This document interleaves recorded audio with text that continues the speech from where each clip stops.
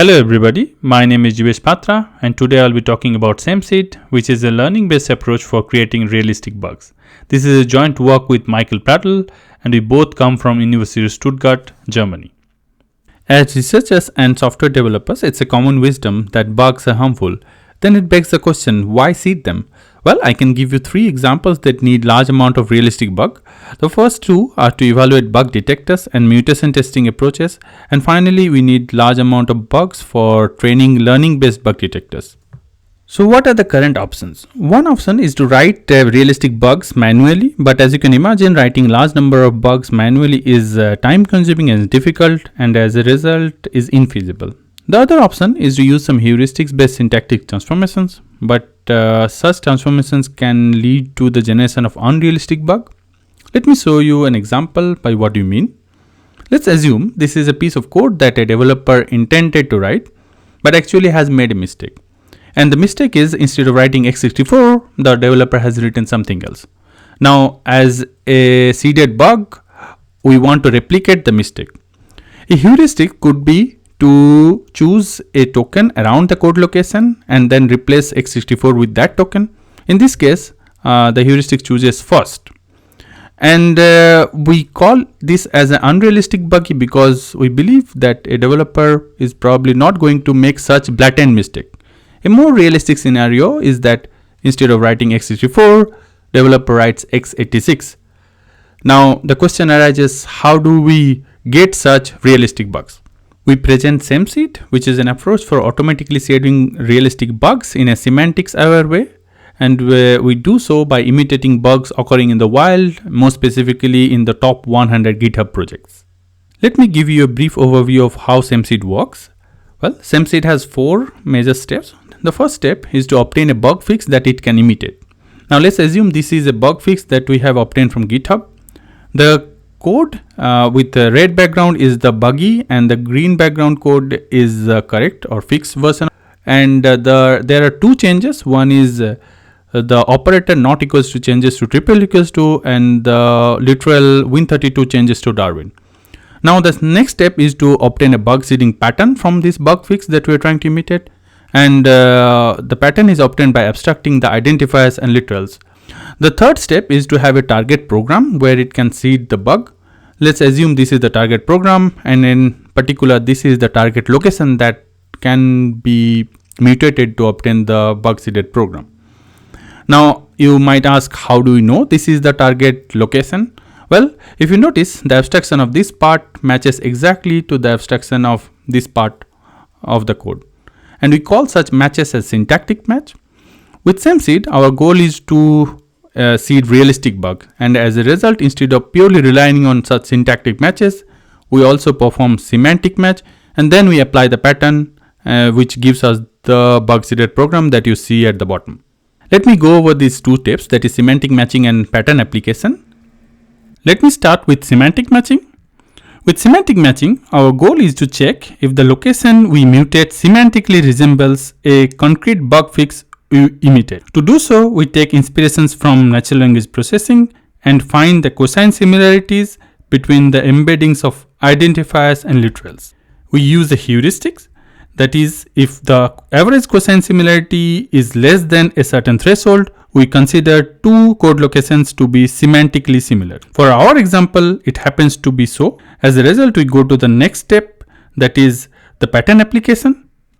Let me explain how we apply the pattern. So this is the token sequence that we are trying to imitate, and this is the target that we want to mutate, and the abstractions look like this. And this is the buggy version of the token sequence that we're trying to imitate, whose abstractions look like this. And as a seeded bug, we want answers to these question mark tokens. Now if you notice, in the pattern, these 3 tokens, they do not change at all from the correct to buggy. And as a result, we follow the pattern and simply copy these 3 tokens. Now these 2 tokens, they change actually. For the operator, we can simply copy, but for the literal, we don't know, because it's a new literal that you need to seed the bug. When you encounter such cases where during bug seeding, we call such tokens as unbound token, and we bind these unbound tokens using analogy queries. Let me show you how. So if you recall, this is the bug fix that we're trying to imitate, and at this point of bug seeding, we want answer to this question mark token, which corresponds to this Win32 token. And the analogy queries we ask are, which token is to process in the embedding space, as is Win32 is to process, which token is to arch, as is Win32 is to platform, and the final question is which token is to x64, as is Win32 is to Darwin. Now these three questions leads us to these three blue dots in the embedding space, and we find the average of these blue dots that gives us this pink dot. Next we find the closest token around this pink dot. In this case it happens to be x86, which we choose as the unbound token. This concludes our bug seeding. Now let me show you some results. Our experimental setup consists of around 3600 concrete bug fixes that we extract from GitHub, of which 80% we use as training bugs and the remaining 20% as holdout bugs. When you compare the training and holdout bugs, we see that for 53 bugs, there is a pattern that exists both in the training and holdout bugs. And as a result, we consider them to be the target bugs that may be reproduced. And when you say reproduce, we mean the seeded bugs exactly matches the real world bug. Now let me show you answer to our first research question. From my experimental setup, we know that there are 53 bugs that we target. This is what this pink dotted line on the top represents.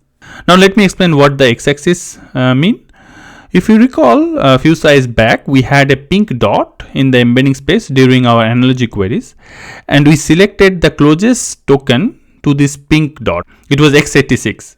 Now what if instead of choosing the closest token, we chose k closest token, and then we'll have k seeded bug. This is what this x-axis represent. Now there's another dimension to it. Way to search for this token. If we search for the token in the same function, we find that we can seed up to 32 bugs. If we increase the scope, that will also include tokens from the same file, we find that we can seed up to 42 bugs. But if we also include the 1000 most frequent tokens existing in the training dataset, we find that we can seed up to 47 bugs of these 53 bugs that we target. So this shows that SemSeed is indeed able to reproduce real world bugs. Now let me show results of our second research question, and to check the effectiveness in training a learning based bug detector, we choose DeepBugs. For those of you who don't know, DeepBugs is a learning based bug detector that need large number of correct and buggy examples for training. One bug type that DeepBugs target is a wrong assignment bug, where instead of writing I is 0, developer makes a mistakes and write I is O. And we train DeepBugs using two separate datasets. The first is artificial, we call, which is a default in DeepBugs, and the second dataset is the SemSeed generated bugs. And then after training, we evaluate DeepBugs capability on finding real bugs. These two plots shows the precision and recall of DeepBugs on finding real world bugs after being trained using bugs seeded by SemSeed and using the default configuration of DeepBugs, which we call as artificial. We see from both the plots that SemSeed generated bugs indeed outperform the default configuration of DeepBugs, and shows that SemSeed is effective in training a learning based bug detector such as DeepBugs. Let me go over some of our other findings. We find that 62% of all bug seeding patterns contain at least one unbound token. And we found SemSeed to be quite efficient, where the bug seeding time on an average is 0.01 second. We also find that the SemSeed seeded bugs goes beyond the traditional mutation operators. So what are the main takeaways from my talk? There are many applications that need large amount of realistic bugs, and the current approaches are either not scalable or produce unrealistic bugs. SemSeed uses real bug fixes that we obtain from GitHub as patterns and is able to seed large number of realistic bugs quickly. We find that the SemSeed seeded bugs are useful for training learning based bug detectors. Thank you very much for listening, and I would be happy to take questions. Do check out the implementation of SameSeed at GitHub.